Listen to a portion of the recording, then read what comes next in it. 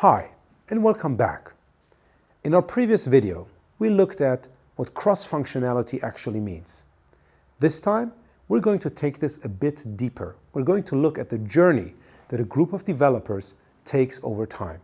Initially, many developers start out with code focus. We refer to this as code focus because of the vast amount of work that we have done in the field of software, especially with organizations in the financial services industry, be it banks and insurances. Those developers, where we say they have code focus, have been working on one area of the code for maybe the past 15 years. Not only have they not participated or did any work in other sections, but also no one else has worked in their area of the application. This, of course, is very risky, both for the individual and for the organization. The risks for the individual are the following. Imagine the organization starts to move to a different technology stack. Suddenly, the expertise of that individual is no longer needed. The risks for the organization are also relevant. For example, in many of those organizations where they not only have legacy code but a huge monolithic architecture, many new items that they want to deliver are related to certain pieces of the code.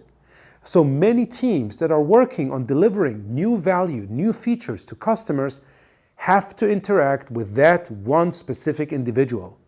And no one else can do this, so these individuals become bottlenecks. One of the best ways to move from I-shaped, which means code-focused people, to T-shaped people is to have them pair on assignments with someone else. In the case of software, we refer to this as pair programming. This is nothing new. In many other professions, pairing or pair programming is very common in order to transfer knowledge from one person to another.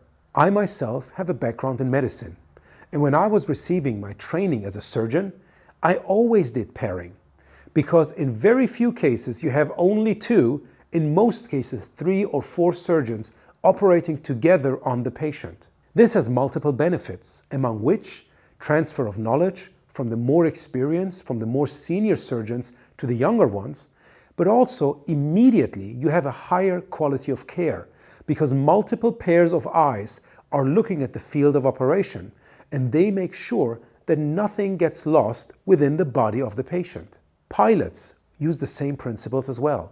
You barely see a plane being flown only by one pilot. So you have always a senior, which is the captain, and then a co-pilot. And this results, again, in higher levels of safety, but also transfer of knowledge from the more senior person to the more junior person. Pairing is a great first step to move people from code focus to what we refer as product focus.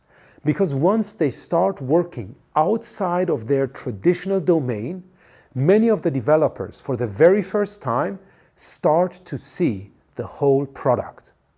This should not be the end of our journey. The next step is to increase the level of understanding of our developers about our customers. So moving from product focus to customer focus. One of the best ways to do this is to have all developers not only participate in our sprint reviews, but early on get into frequent and regular customer interactions. At MAN, we had the luxury of sending every single developer to spend a day with truck drivers and get a much better understanding of where they are, what kind of needs they have. Steve Blank, a professor at Stanford University and one of the thought leaders in the space of startups, always says, get out of the building. This not only refers to the product owner, but also to the developers. So once you engage people in those sprint reviews, once you engage them in regular customer interactions, they get a much better understanding of the customer. They actually build up customer focus.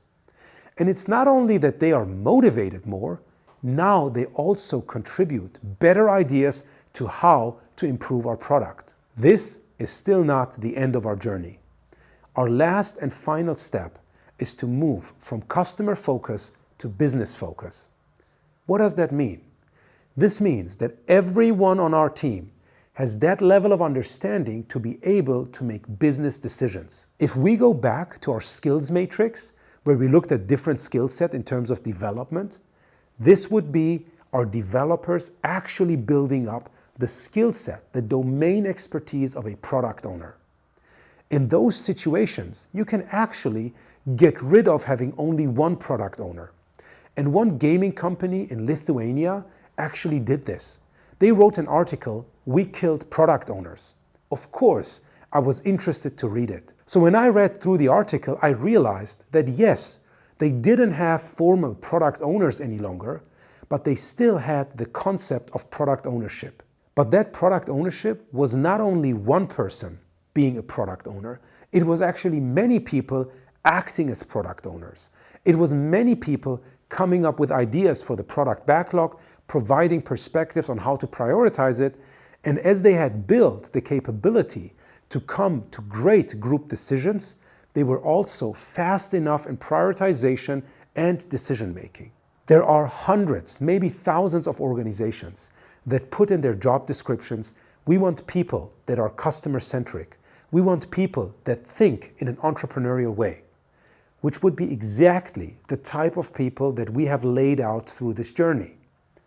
Too few organizations help their people get there. My take has always been, none of us is born as an I-shaped person. None of us is born as being code-focused. We are all very curious and we want to take as broad of a perspective as possible. It is the organizations where we work in that make us from being fairly broad and curious to being very narrow and code-focused. So it is also the organization that can create the environment that helps us move again and become broader, move from code to product to customer and ultimately business focus. And once an organization has more and more people taking that business perspective, collaborating in order to deliver maximum amount of value for the customers, those organizations will succeed. I hope this video gave you a great understanding of the journey that a group of developers can take and what are the individual steps you can do from pairing to sprint reviews and sharing more and more of the business context with them.